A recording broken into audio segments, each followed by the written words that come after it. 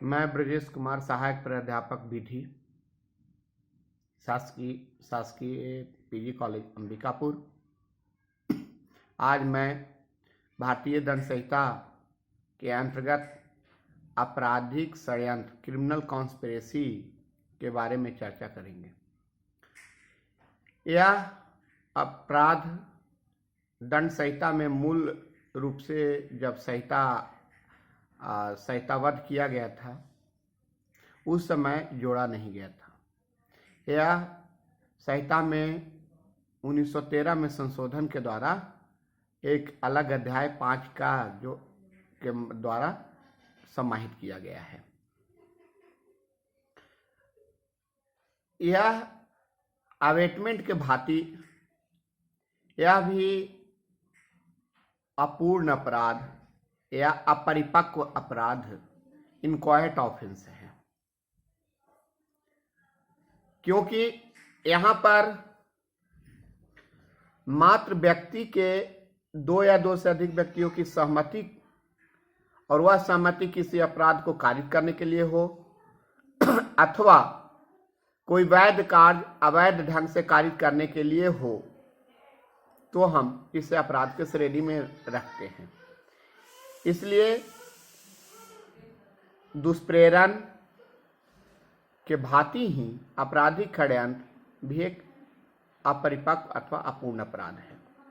अब हम इसे परिभाषा देखेंगे कि आपराधिक षड्यंत्र की परिभाषा संहिता में क्या है। धारा 120 का आपराधिक षड्यंत्र को परिभाषित करते हुए उपबंध करती है कि जबकि 2 या 2 से अधिक व्यक्ति पहला कोई अवैध कार्य अथवा अवैध कार्य मतलब कोई आपराधिक कार्य अथवा कोई ऐसा कार्य जो अवैध नहीं है अवैध साधनों द्वारा करने या करवाने को सहमत होते हैं तब ऐसी सहमति आपराधिक षड्यंत्र कहलाती है। अर्थात कोई व्यक्ति जो 2 या 2 से अधिक व्यक्ति हों, वो दोनों व्यक्ति आपस में सहमत हुए हों, सहमति कोई अवैध कार्य कारित करने के लिए हो, आपराधिक कार्य कारित करने के लिए हो अथवा कोई ऐसे कार्य जो अवैध नहीं है परंतु अवैध साधनों द्वारा करने या करवाने के लिए सहमत होते हैं तब हम ऐसी सहमति को आपराधिक कार्य कहते हैं। अब यहाँ पर एक बात ध्यान में रखना है कि 2 या 2 से अधिक व्यक्ति का होना आवश्यक है। 2 या 2 से अधिक व्यक्तियों का सहमति आवश्यक है। सहमति जो है वह षड्यंत्र का मुख्य बिंदु है। सहमति कहते कब है? सहमति समुच्चय है, कॉम्बिनेशन ऑफ माइंड है। जब 2 या 2 से अधिक व्यक्ति किसी बिंदु पर सहमत हुए कहे जाएंगे जब वह एक दूसरे को इस विषय पर कार्य करने हेतु अपनी रजामंदी दे दिया हो। तो इसलिए सहमति शब्द जो है यहाँ पर मुख्य है षड्यंत्र के लिए। और जब 2 या 2 से अधिक व्यक्ति सहमत हो गए हों, सहमति किस बात की? पहला कोई अवैध कार्य करने हेतु, कोई आपराधिक कार्य करने हेतु अथवा कोई ऐसा कार्य जो अवैध तो नहीं है, विधि विरुद्ध तो नहीं है परंतु विधि विरुद्ध साधनों द्वारा करने हेतु, अवैध साधनों द्वारा करने हेतु या करवाने हेतु सहमत हो जाते हैं तो वह आपराधिक षड्यंत्र के श्रेणी में आ जाता है और वह भारतीय दंड संहिता के तहत दंडनीय अपराध है। परंतु धारा 120 का में एक परंतु भी है। उस परंतु बहुत महत्वपूर्ण है। देखना यह है कि वह परंतु क्या है। परंतु क्या कह रही है कि किसी अपराध को करने की सहमति के सिवाय कोई सहमति आपराधिक षड्यंत्र तब तक नहीं होगी जब तक कि सहमति के अलावा कोई कार्य उसके अनुसरण में उस सहमति के एक या अधिक पक्षकारों द्वारा नहीं कर दिया जाता। यहां पर दो विषय है यह, परंतु दो पार्ट में बटा हुआ है। पहला पार्ट यह कह रहा है कि कोई आपराधिक कार्य करने हेतु मात्र सहमति ही काफी है। सहमति, जैसे में कोई चोरी करने के लिए कि दो ए और बी या सहमत होते हैं कि सी के घर में चोरी करना है, यह सहमति ही षड्यंत्र के श्रेणी में आ जाती है। और इसके लिए अलग से कोई कार्य किया गया हो अथवा नहीं किया गया हो, दोनों सहमत हुए हो, आपराधिक षड्यंत्र के श्रेणी में आ जाएगा। परंतु अपराध के सिवाय कोई ऐसा कार्य जो अपराध नहीं हो और उसको करने हेतु यहां आवश्यक है कि सहमति के अतिरिक्त कोई और भी कार्य किया जाए। कोई और कार्य करने का अभिप्राय यहां है कि सहमति के in course of combination of mind, in मतलब जो सहमति हुआ है, जो मस्तिष्क का समुच्चय हुआ है, मिलन हुआ है, उसके अतिरिक्त उस दृष्टिकोण से कोई और कार्य करना।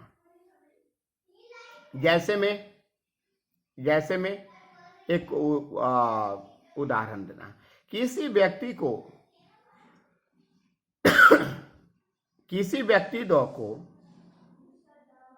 दूसरे व्यक्ति की संपत्ति क्रय करना गलत बात नहीं है, उसका अधिकार है वह संपत्ति क्रय करे। परंतु क्रय करने हेतु कपट का प्रयोग करता हो, क्रय करने हेतु किसी ऐसे साधनों का प्रयोग करता हो जो वैध नहीं है, जो विधि अनुकूल नहीं है, तब यहाँ पर मात्र दो व्यक्ति की सहमति काफी नहीं है, बल्कि उसके अनुसार में कुछ और भी कार्य करना आवश्यक है। इसलिए सहमति आपराधिक षड्यंत्र के परिभाषा में यह बात ध्यान में रखना है। अब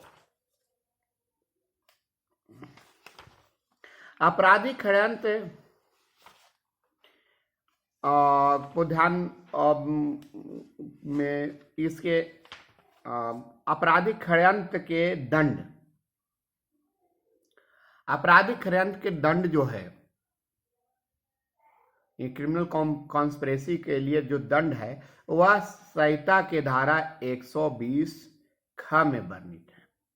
और 120 ख के प्रावधान को हम यदि देखते हैं तो 120 ख यह कहती है कि जो कोई मृत्यु, आजीवन कारावास, 2 वर्ष या उससे अधिक अवधि के कठिन कारावास से दंडनीय अपराध करने के आपराधिक षड्यंत्र में शरीक होगा।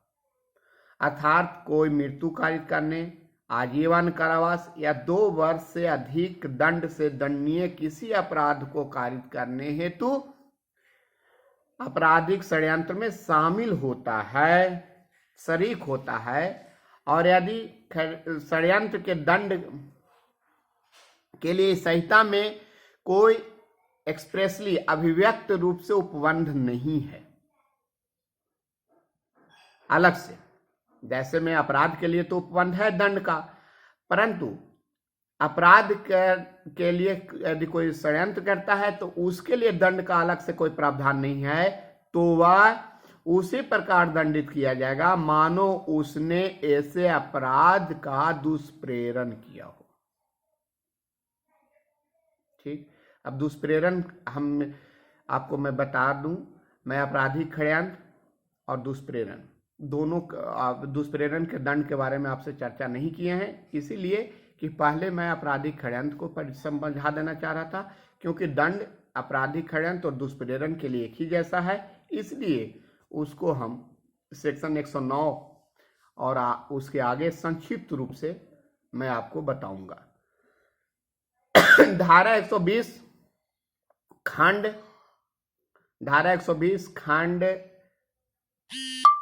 धारा 120 खा के भाग 2 यह कह रही है कि जो कि पूर्वोक्त रूप से दंडनीय अपराध को करने के आपराधिक खंडन से भिन्न अर्थात कि मृत्यु, आजीवन कारावास या 2 वर्ष से अधिक